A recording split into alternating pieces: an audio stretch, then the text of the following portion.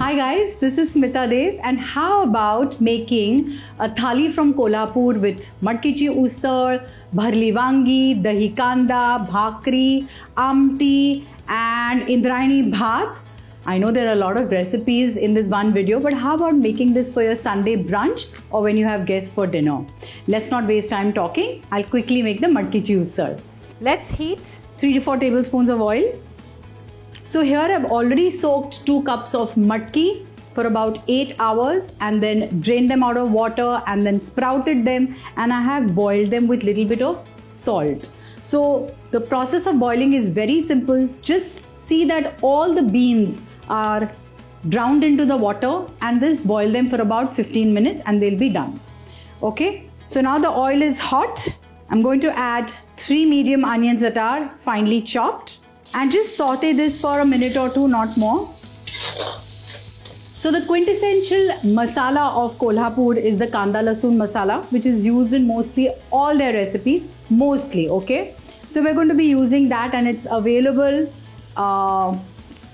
easily nowadays online or in any store.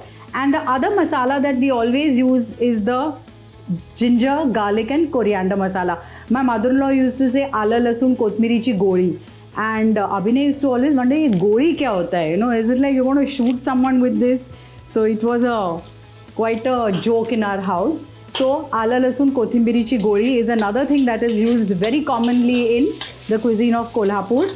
So now you can see we've sauteed the onions for a minute or 2, and now we'll add a teaspoon of ginger, garlic and coriander paste.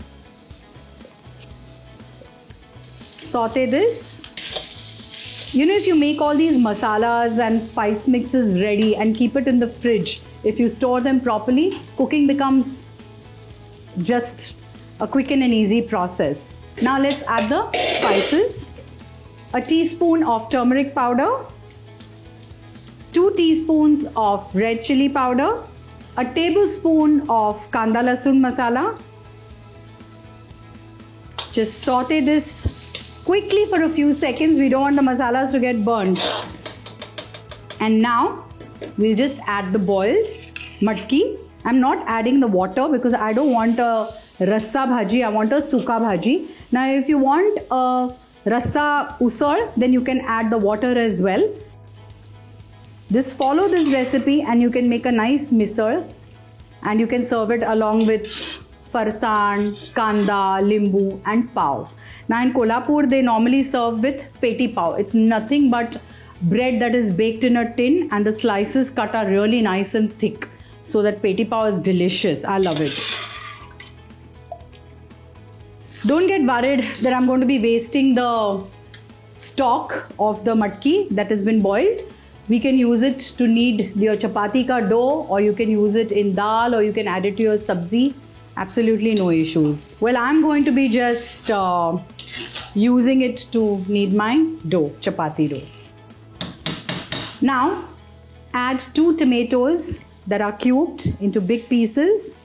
Now add 5 to 6 petals of kokum. This will give a lovely tangy flavor to your usal.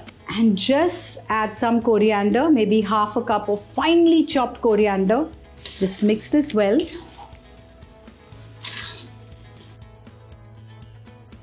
Now I'm going to adjust the salt, because while boiling the matki we had already added some salt. Now I'm just adjusting the salt a bit. Just give this one nice mix. Let it cook for a minute and our matkichi usal is ready.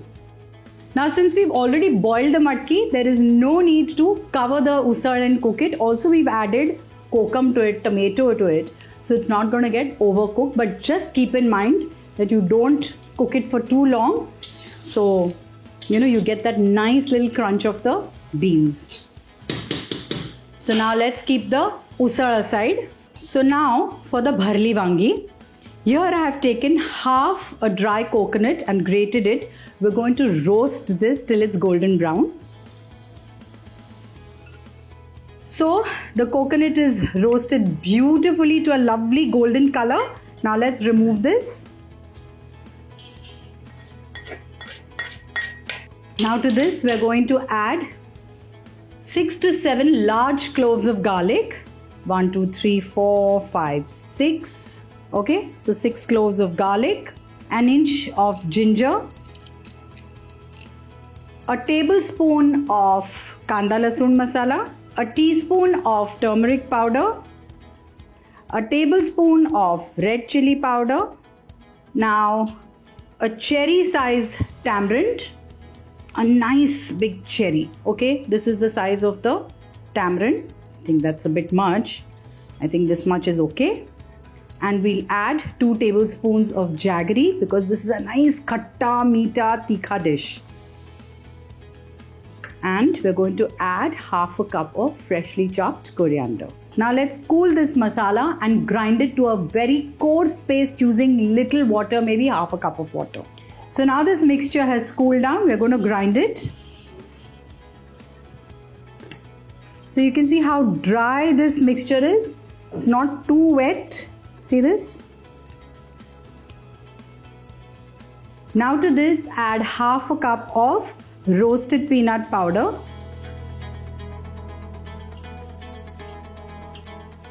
And we'll add some salt to taste. Now mix this well. You know, I just got an idea. You can use this masala to even make parathas, nahin? It would be so nice if you just add onions to this and if you just stuff it in a paratha, it will be so delicious, won't it be? I think it will be. We must try that recipe once.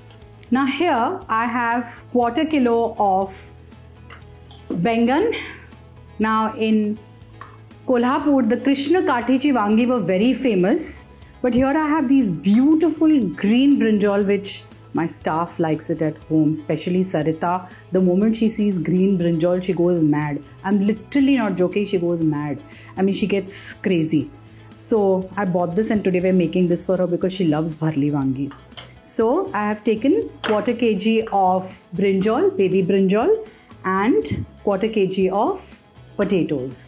The potatoes are the same size as the brinjal. So take thoda sa mehnat and look out for the same size of potatoes. So now let's stuff the vegetables with this masala. So see, this is the way to slit the bengan. You just cut it into half here, turn it around and again cut it into half. Don't cut it too deep, okay? Because the brinjal might just break then. Just enough to stuff the masala.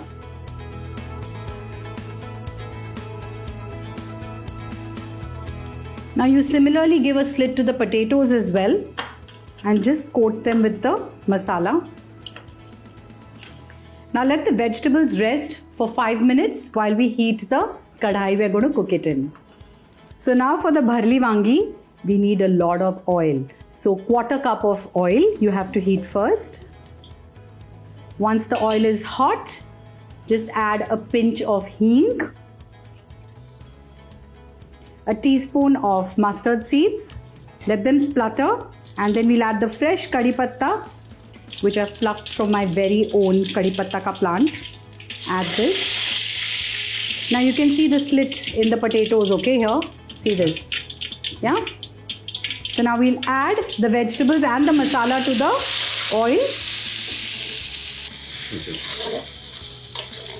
Now saute the vegetables in the oil for 2 to 3 minutes till they change their color. You can see that the brinjal is turning dark green and the purple brinjal will also turn a little darkish in color. Now we'll add half a liter of water to this first. Then we'll see if we need more water.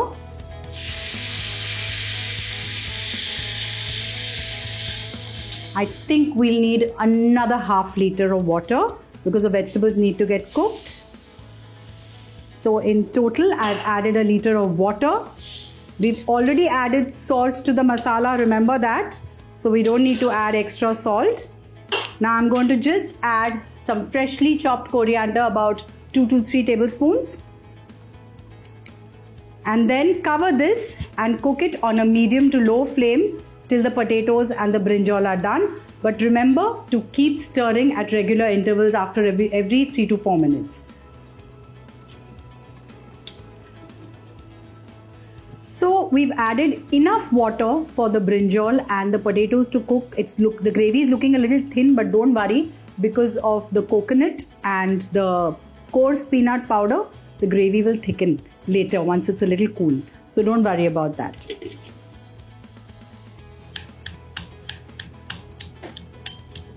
So the garlic that I'm crushing right now is for the khudi mirchi dal. This used to be Abhinay's grandmom's favorite dal, or rather that was no other option for her because she used to be cooking all the time in the kitchen and she was a vegetarian. So after making all the panda rasa, the keema and the tamda rasa, the poor woman used to just on the tawa which she used to make the bhakri on, or the cook used to make bhakri with, she used to just add a little bit of ghee and oil, and then she used to saute a few of these ingredients which we will see now, and then she used to have that with bhakri. She was a very, very simple and a wonderful woman, though I've missed meeting her and I wish I could have met her.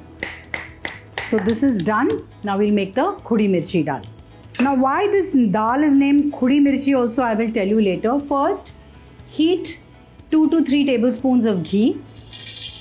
By the way, this dal is also Abhinay's favorite. We'll wait for the ghee to get hot and then we'll splutter 1 teaspoon of cumin seeds to this.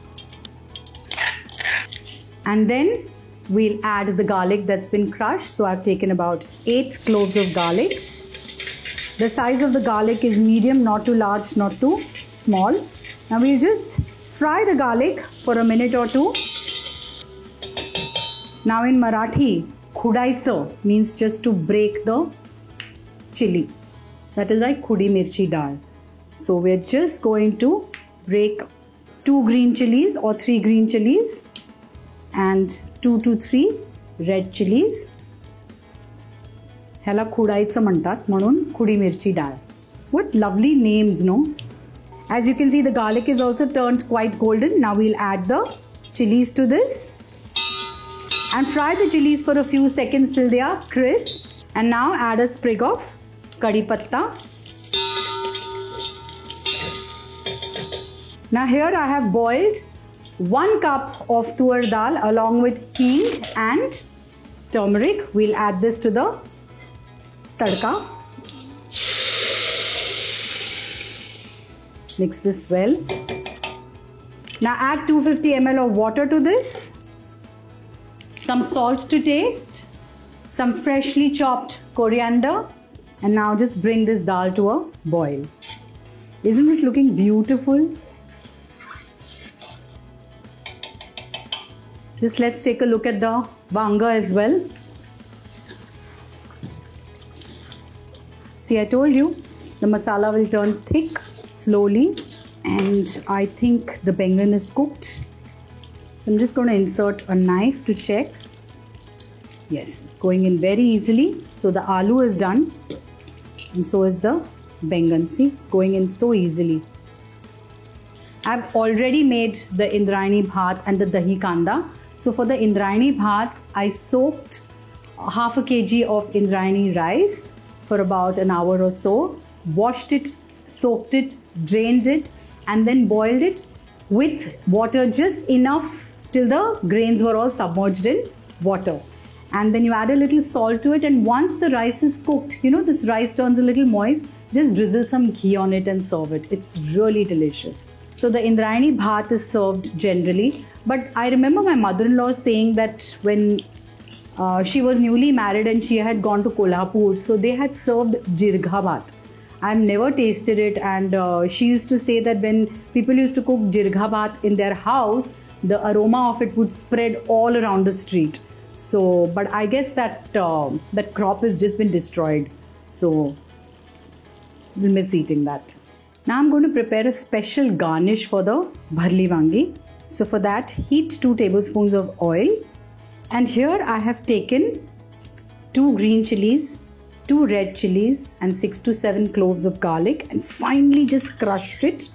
And now we're going to add this to the oil. And we're going to add half a cup of coriander stems that are finely chopped as well to this. This is like a thetsa, a kind of a thetsa. We're going to saute this for a minute. And to this we're going to add 1 medium onion that is sliced, and we're going to just cook this for a minute or two all together. Dal has also come to a boil. So now the garnish for the bharli wangi is ready, and now we'll set the thali. So first I'm going to put the bharli wangi.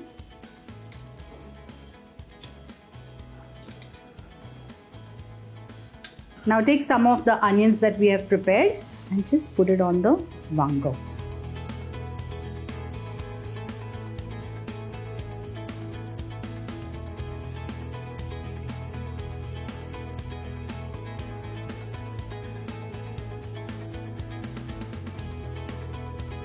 So a delicious thali from Kolhapur is ready. Do try these recipes. Trust me, it's very easy. It's not at all difficult, and it's a good Sunday brunch, or if you want to impress your guests, do try all these recipes. Let me know and keep watching Smita Deo.